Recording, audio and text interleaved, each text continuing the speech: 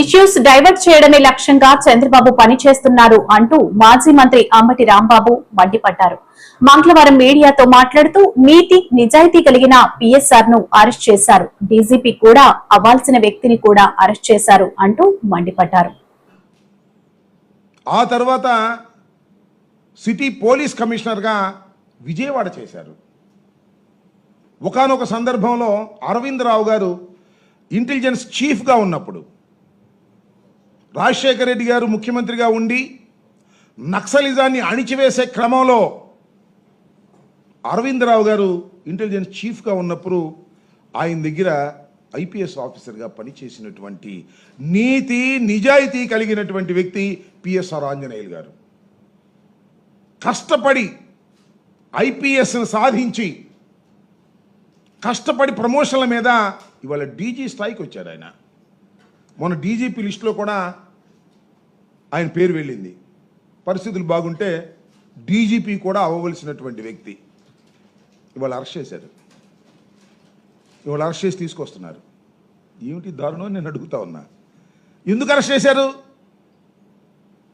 జత్వాని అనే ఒక మహిళని అరెస్ట్ చేశారని, కొట్టారనో తిట్టారనో ఏదో చేశారని కాదు, డ్యూటీలో ఉండి అరెస్ట్ చేశారని ముగ్గురు అధికారుల మీద కేసు పెట్టారు.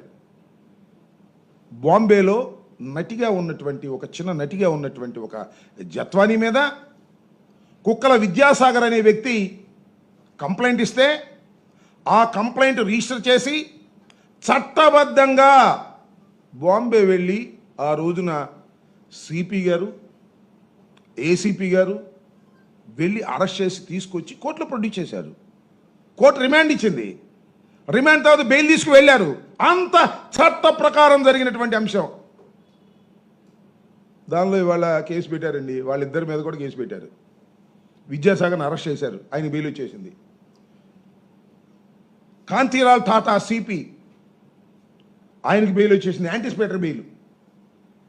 విశాల్ గున్ని మనకు ఎస్పీగా చేశాడు గుంటూరుకి, ఉమ్మడి గుంటూరు జిల్లాకి, ఆయన కూడా యాంటిసిపేటరీ బెయిల్ వచ్చేసింది. ఆ రోజున ఇంటెలిజెన్స్ చీఫ్గా పిఎస్ఆర్ ఆంజనేయులు గారు పనిచేస్తున్నారు. ఆయన కోర్టుకి వెళ్ళా, బెయిల్ తెచ్చుకోవాలా. బహుశా అరెస్ట్ చేయాలనుకున్నారో లేదా చట్ట ప్రకారంగా చేయాలనుకున్నాడో యాంటిసిపేటరీ బెయిల్కి వెళ్ళా. ఇవాళ తీసుకొచ్చి అరెస్ట్ చేశారు. ఇప్పుడు దాకా అరెస్ట్ చేయలే. హైదరాబాద్లో వెళ్ళి అరెస్ట్ చేసి తీసుకొచ్చి మరి బహుశా కోర్టులో ప్రొడ్యూస్ చేస్తారు.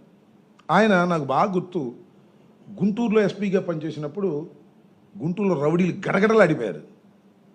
దొంగతనాలు చేసేవాళ్ళు లేరు. శాంతి భద్రత కాపాడటంలో నాకు తెలిసినంతవరకు చాలా తక్కువ మంది గట్టిగా వ్యవహరించే వ్యక్తుల్లో ఐపీఎస్ ఆఫీసర్లో పిఎస్ఆర్ ఆంజనేయులు గారు ఒకరు. అంత సిన్సియర్గా పనిచేసినటువంటి ఆఫీసర్ని ఇవాళ కక్ష బట్టి, ఎందుకు కక్ష పెట్టారా నాకు అర్థం కాలేదు. అంటే చంద్రబాబు నాయుడు గారిని అరెస్ట్ చేశారు కాబట్టి ఇంకా ఎవడైనా అరెస్ట్ చేసి లోపలేసేద్దాం, కక్ష కట్టేద్దామనే ఉద్దేశమా? వాళ్ళు తీసుకొచ్చి అరెస్ట్ చేసి ప్రొడ్యూస్ చేసే కార్యక్రమం. మంచి సమయాన్ని ఎన్నుకుంటాడు చంద్రబాబు నాయుడు గారు. ఎందుకంటే ఏదైనా మంచి ఇష్యూ రైజ్ అవుతుంది అనుకోండి తనకు వ్యతిరేకంగా, అప్పుడు డైవర్ట్ చేయడం కోసం అరెస్ట్ చేస్తారు. కాశిరెడ్డిని కూడా నిన్న అరెస్ట్ చేశారు. స్కాము లేదు, ఏమీ లేదు, దానిలో ఆయన్ని అరెస్ట్ చేశారు. ఇవాళ జరుగుతుంది ఏంటి రాష్ట్రంలో? చంద్రబాబు నాయుడు గారు ఇచ్చిన హామీలు ఏమిటి? చంద్రబాబు నాయుడు గారు ఇచ్చిన హామీలు ఒక్కటైనా నెరవేర్చారా? అధికారంలోకి రాకముందు, ఎన్నికలకు ముందు అరచేతిలో వైకుంఠం చూపించేశాడు ప్రజలందరికీ కూడా. ఏదడిగితే అది ఇచ్చేస్తానన్నాడు అంతే. ఇప్పుడు నరకం చూపిస్తున్నాడు.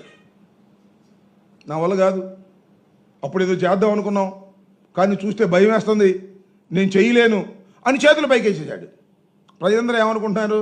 చంద్రబాబు అంతా దొంగ ఎవరు లేరు, అబద్ధాల కోరు, ఎన్నికలకు ముందు ఏదైనా చెప్తాడు, ఎన్నికల తర్వాత ఏది చేయడు అని జనం చర్చించుకుంటున్నారు.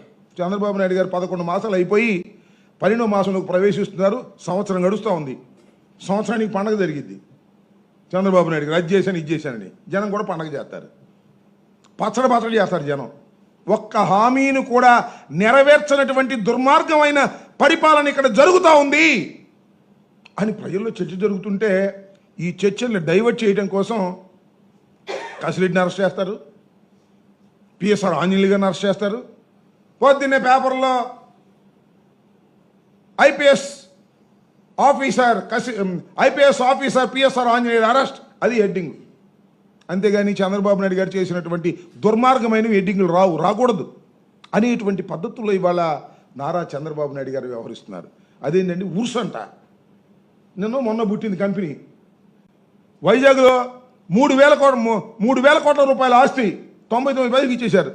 ఎవరయ్యా ఈ ఉర్స్ అంటే బుస్సును పుట్టింది. నారా లోకేష్ గారు పుట్టించాడంట. దానికి 3,000 కోట్ల రూపాయల ఆస్తిని 99 పైసలకి ఇచ్చేశారు. దోపిడీ కార్యక్రమం. ఇది చర్చలోకి రాకూడదు. పిఎస్ఆర్ ఆంజనేయులు గారు అరెస్ట్ చర్చలోకి రావాలి, కసిరెడ్డి అరెస్ట్ చర్చలోకి రావాలి. ఇవాళ చూడండి, అప్పు తీసుకొస్తున్నారు.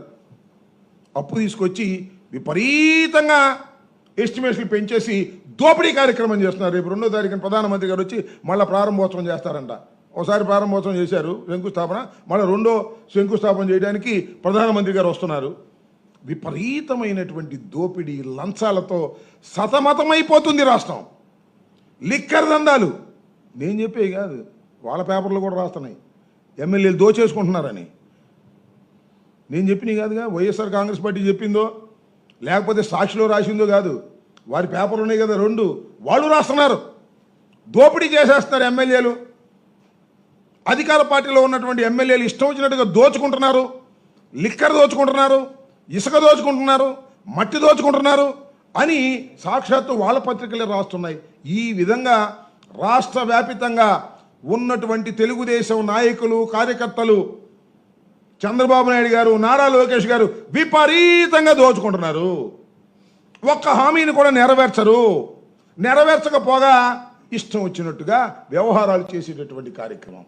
వీటన్నిటినీ డైవర్ట్ చేయడం కోసం ఇవాళ పిఎస్ఆర్ ఆంజనేయులు గారిని అరెస్ట్ చేశారు, కసిరెడ్డిని అరెస్ట్ చేశారు. స్కామ్ అంట. ఏం స్కామ్ నాకు అర్థం కాల. లిక్కర్ స్కామా? ఎట్లా ఉంటుంది లిక్కర్ స్కామ్? నాకు తెలియగడుగుతాను. లిక్కర్ ప్రభుత్వం అమ్మితే స్కామ్ ఉంటుందా? లిక్కరు ప్రైవేటు వాళ్ళకి ఇస్తే స్కామ్ ఉంటుంది. ప్రభుత్వమే లిక్కర్ అమ్ముతుంటే షాపుల్లో పెట్టి స్కామ్ ఎందుకు ఉంటుందండి? ఎవరు లంచాలు ఇస్తాడు? నాకు అర్థం కాలేదు. లేదు, ఏదన్నా కొత్తగా ఏదైనా డిస్టిలరీకి పర్మిషన్ ఇచ్చారా జగన్మోహన్ రెడ్డి గారు? ఒక్కడి కూడా ఇవ్వాల. ఇవ్వకుండా లంచాలు ఇస్తారా? గత ప్రభుత్వం కన్నా, అంటే చంద్రబాబు నాయుడు గారి ప్రభుత్వం కన్నా తక్కువ రేటుకి అమ్మితే లంచాలు ఇస్తారండి? ఉన్న బెల్ట్ షాపులు రద్దు చేస్తే లంచాలు ఇస్తారా? ఇస్తే లంచాలు ఇస్తారా? లేదు, పర్మిట్ రూములు ఎత్తేస్తే లంచాలు ఇస్తారా? ఉంచితే లంచాలు ఇస్తారా? మేము వచ్చాం, బెల్ట్ షాపులు ఎత్తేసాం, పర్మిట్ రూములు ఎత్తేసాం, ప్రైవేటీకరణ నుంచి తీసేసాం, ప్రభుత్వం ఏమో నడిపింది, ఒక్క డిస్టిలరీకి పర్మిషన్ ఇవ్వలేదు, అన్ని డిస్టిలరీకి సమానంగా ఆర్డర్లు ఇచ్చాం. మాకు ఎవరు లంచాలు ఇస్తాడు? నాకు అర్థం కాలేదు. లేని స్కామ్ను సృష్టించటం, లేని జత్వానీ మీద జరిగినటువంటి లేనిపోని ఆరోపణ